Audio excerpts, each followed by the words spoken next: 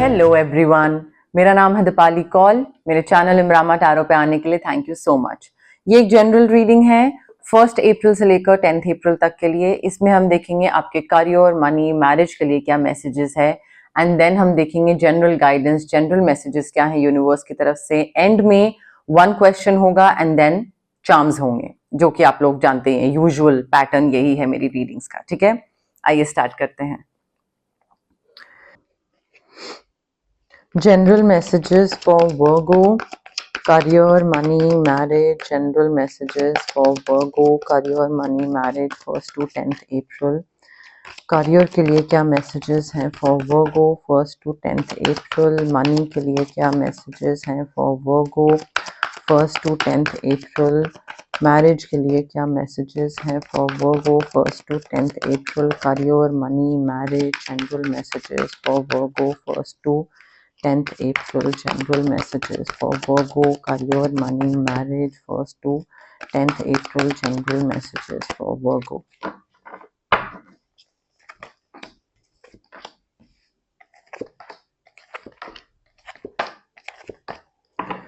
बाप रे, सारे कार्ड्स, ऑलमोस्ट मेजॉरिटी कार्ड सारे इमोशंस वाले हैं।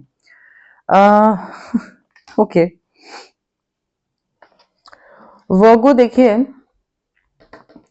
आई फील आपके करियर से रिलेटेड ना आपके पास या तो कोई ऑप्शंस हो सकते हैं, आ जाए आपके सामने, ऑप्शन हो जाए या चॉइसेस हो जाएं, या आपको समझ ना आए कि भाई क्या डिसाइड करना है, लेफ्ट जाऊं राइट जाऊं, क्या डिसीजन लूं, जिस जॉब में हूं वहीं रहूं, चेंज करूं, टीम चेंज करूं, नया बॉस, नई लोकेशन, नया घर। तो ऐसा कुछ हो सकता है जहां पे आप डिसीजन ना ले पा रहे हो। ठीक है, एंड उस मे बी वो दिक्कत उतनी बड़ी है नहीं, बट आप बहुत ओवर एनालाइज कर रहे हो इस प्रॉब्लम को। It's not even that big, but Virgo being Virgo, आप बहुत ज्यादा एनालाइज करे चले जा रहे हो, करे चले जा रहे हो, उसके बाद उस बारे में सोचे चले जा रहे हो, instead of just making a decision कि ठीक है left right what ever it is, थोड़ा मैं प्रोसेस करती हूँ, अपना होमवर्क करती हूँ कि क्या सही है क्या गलत है। जितना मेरी समझ के हिसाब से मुझे लगता है लेफ्ट जाना चाहिए, और डिसीजन ले लेते हैं, लेफ्ट जाते हैं। सो आई फील आप ना, आपको समझ आ रहा है कि क्या करना चाहिए, बट देन डर है, झिझक है, श्योरिटी नहीं है, वट एवर इट इज, आप डिसीजन नहीं ले रहे हो। You need to make a decision, problem वहीं पे खत्म हो जाएगी। It will be better if you just like decide कि करना क्या है, एंड उसके बीच में मे बी आपको थोड़ा सा कॉम्प्रोमाइज करना पड़े। ठीक है, 2 ऑप्शंस हैं, 2 में से एक में ये प्लस पॉइंट है, दूसरे में ये प्लस पॉइंट है, तो कॉम्प्रोमाइज करना पड़े कि ठीक है ये वाला चूज करते हैं, इवन दो इसमें एक पॉइंट मिसिंग है, बट मुझे ये सही लग रहा है, ये करते हैं। तो वो कॉम्प्रोमाइज करना पड़ेगा। बट करियर में आई फील प्रोक्रेस्टिनेशन जो है ना आपका, वो खत्म करिए एंड आगे बढ़िए। ये नहीं कि करूं नहीं करूं, करूं नहीं करूं, उस चक्कर में आपने महीने निकाल दिए हैं। ठीक है, ऑल्सो यहाँ पे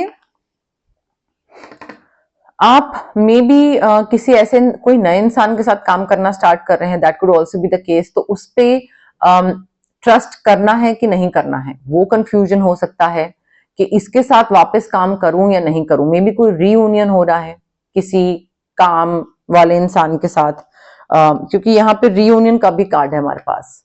ठीक है, तो उस पर मैं बाद में आऊंगी। बट कोई, मुझे ऐसा लग रहा है कि आप काफी सारी चीजें अकम्प्लिश कर सकते हो, बस आपको आपकी खुद की एबिलिटी, खुद की कैपेसिटी का अंदाजा नहीं है, और बस आप वही प्रोक्रेस्टिनेट करते रहते हो, करूं नहीं करूं। सो इस इंसान पे आप ट्रस्ट कर सकते हैं। ठीक है, अपने ऊपर आप ट्रस्ट कर सकते हैं, ये जो नया डिसीजन आप ले रहे हैं उस पर आप ट्रस्ट कर सकते हैं, एंड ये जो एबिलिटी है ना आपकी to accomplish so many things at the same time, कि हाँ ये भी कर लिया, ये भी कर लिया, ये भी कर लिया, वो एबिलिटी पे ट्रस्ट करिए एंड अपने क्रिएटिव पैशंस को फॉलो करिए।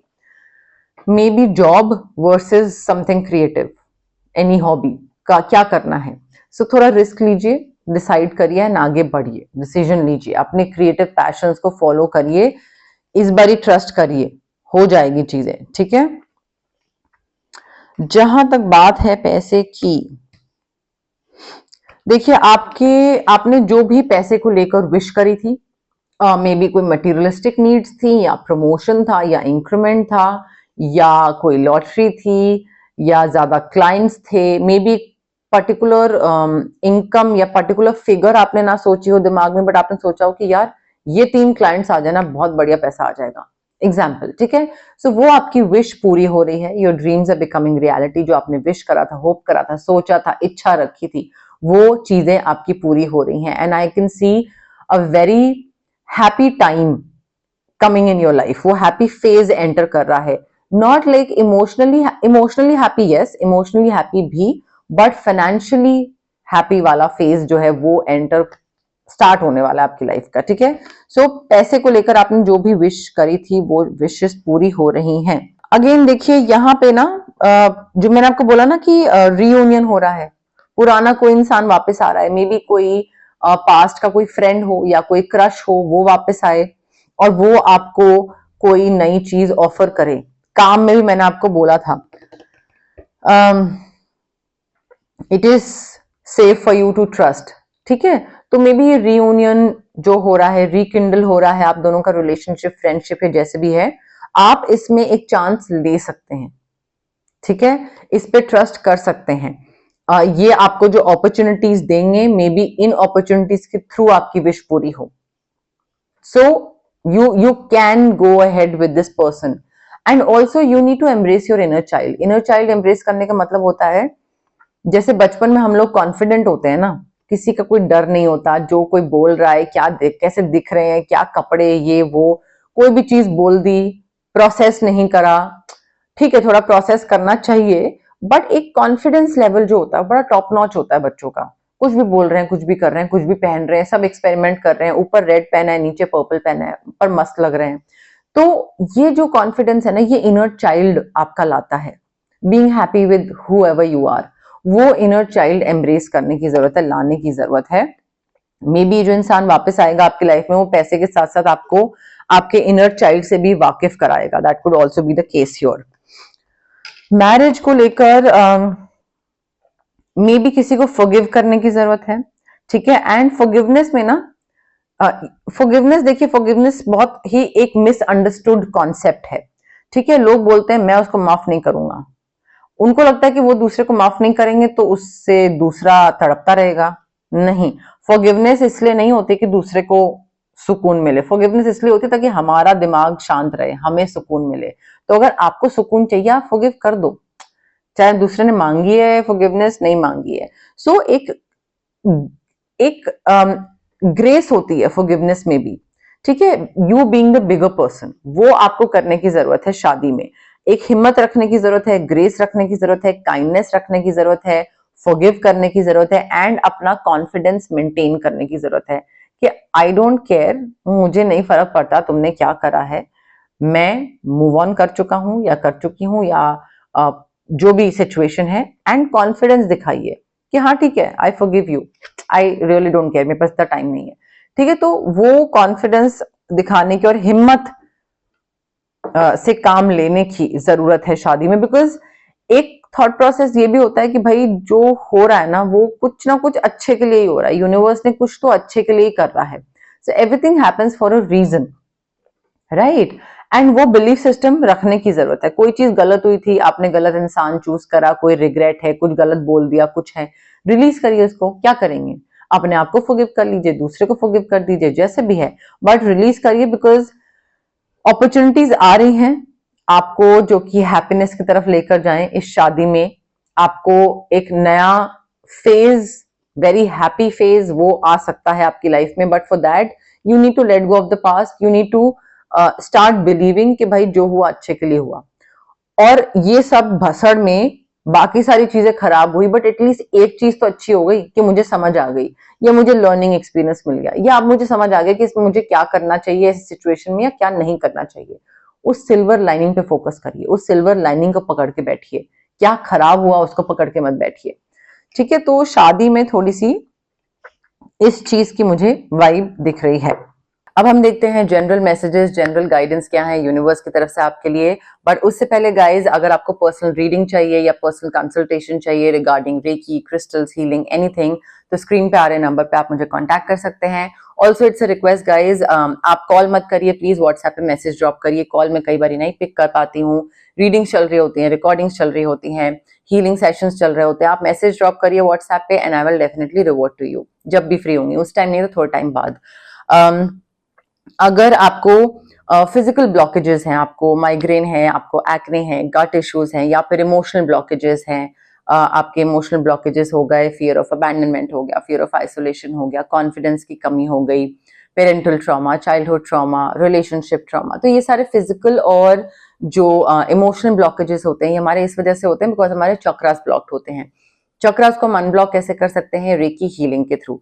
डिस्टेंस हीलिंग मोडालिटी होती है ये एक, आप रेकी इन्फ्यूज क्रिस्टल्स भी ले सकते हैं मुझसे, आप ब्रेसलेट पहन सकते हैं, पेंडेंट पहन सकते हैं, स्टोन रख सकते हैं अपने पर्स में या अपने स्टडी टेबल, वर्क प्लेस पे, कहीं पे भी, या फिर आप रेकी सेशंस करवा सकते हैं जो कि डिस्टेंस हीलिंग सेशंस होते हैं।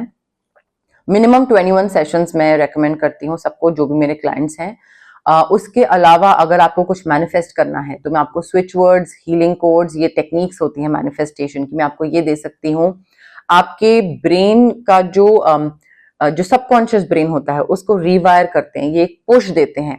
मैनिफेस्टेशन हेल्प, मैनिफेस्ट करने में हेल्प करते हैं ये, ठीक है। तो एक पुश नज मिलता है ताकि आप और पॉजिटिवली सोच सको और अच्छे से मैनिफेस्ट कर सको, तो मैनिफेस्टेशन ज्यादा जल्दी होती है, ठीक है। तो उसके लिए switch word and healing codes होते हैं।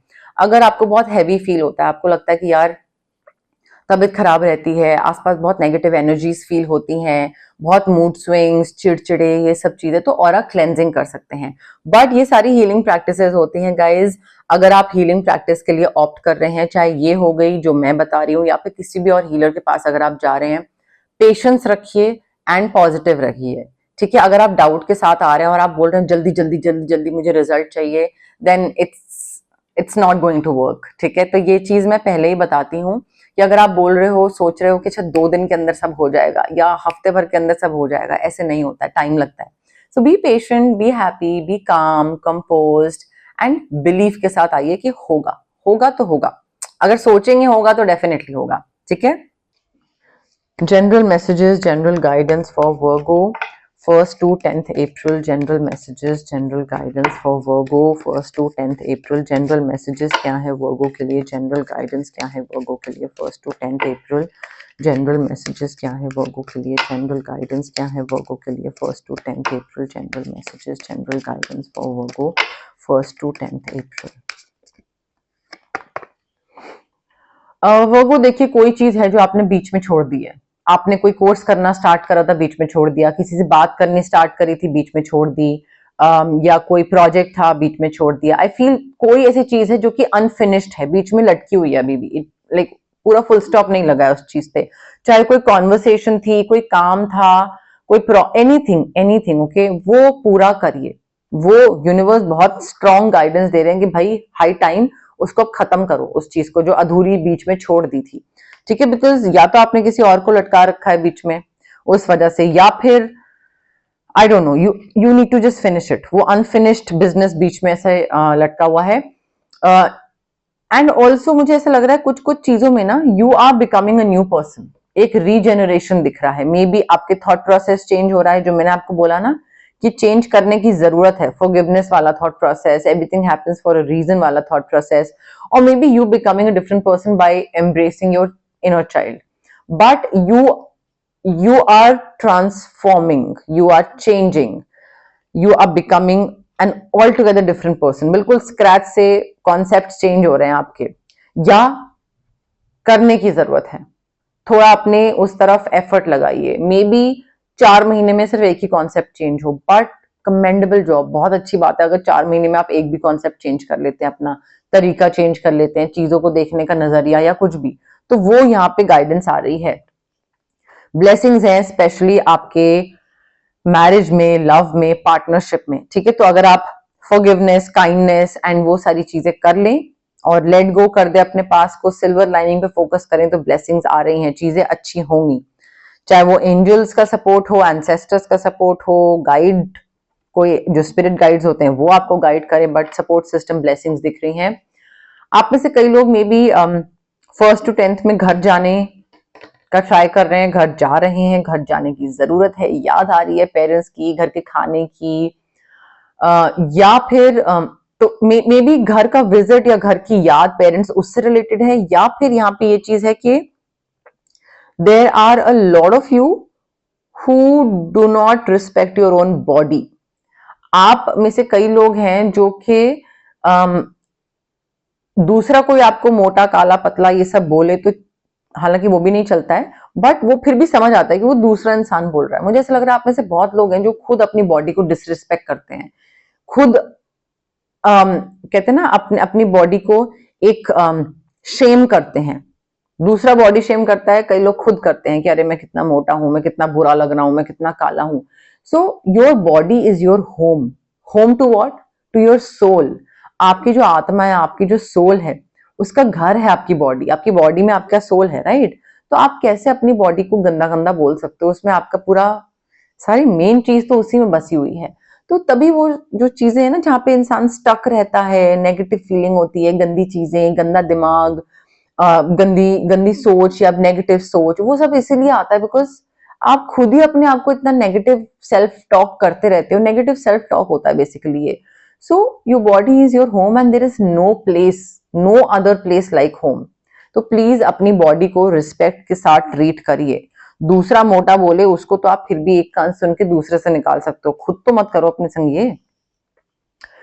सिचुएशन ऐसी आएगी 1st to 10th में जहां पे आपको कुछ चीज ना एक्सेप्ट करनी पड़ेगी। You will have to go with the flow कि ठीक है ये यूनिवर्स ने डिसाइड करा है, I trust the process, I trust the universe and everything happens for a reason. इसमें कुछ अच्छा ही होगा, करके देखते हैं, लेट गो करते हैं, you know like let's go with the flow. हवा के साथ बहते हैं, रुख जहां पे जा रहा है हवा का उस रुख के संग चलते हैं। सो फेट एक्सेप्ट करना पड़ेगा आपको ना।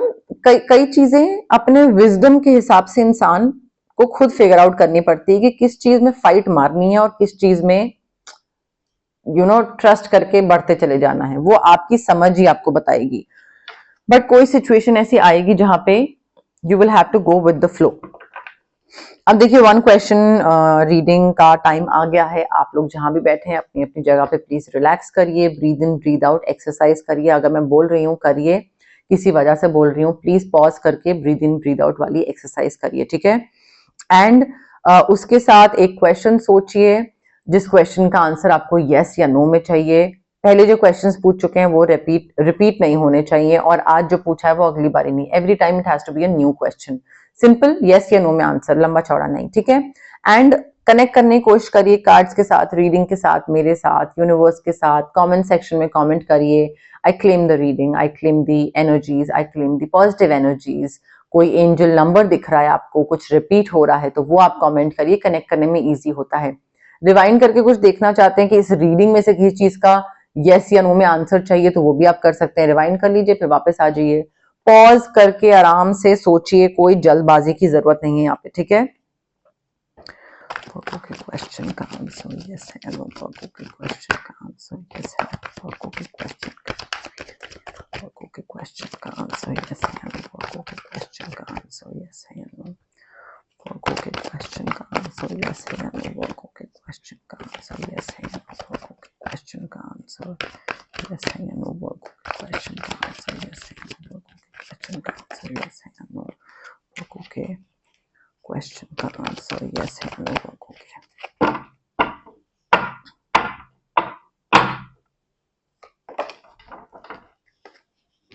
पॉज करके आराम से, ठीक है? कोई जल्दबाजी की जरूरत नहीं है। इसमें आपके क्वेश्चन का आंसर है यस। काफी अच्छी चीज दिख रही है मुझे, लाइक हर चीज ना बहुत ही मल्टीप्लाइड में होगी।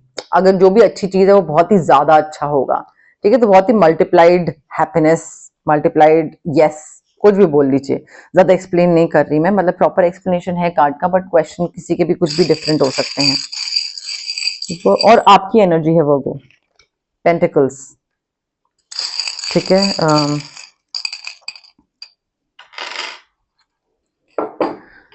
लियो साइन इंपॉर्टेंट हो सकता है, सन साइन, मून साइन किसी का हो। Letter D for Deepali, letter B for boy, W, letter H for horse, ठीक है।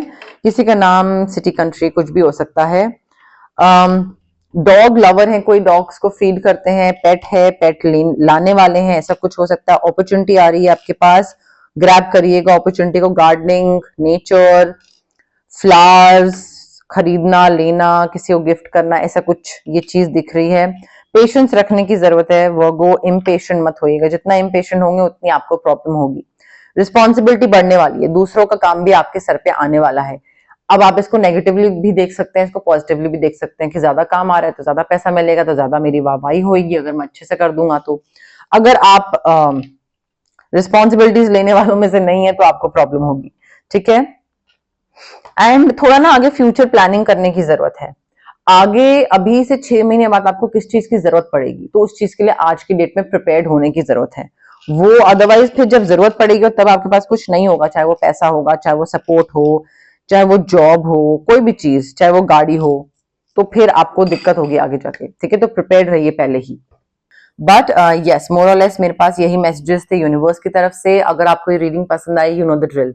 लाइक करिए वीडियो, शेयर करिए, कमेंट करिए, सब्सक्राइब करिए मेरे चैनल इमरामा टैरो को, और पार्ट बनिए मेरी प्यारी सी फैमिली इमरामा का। Thank you, bye.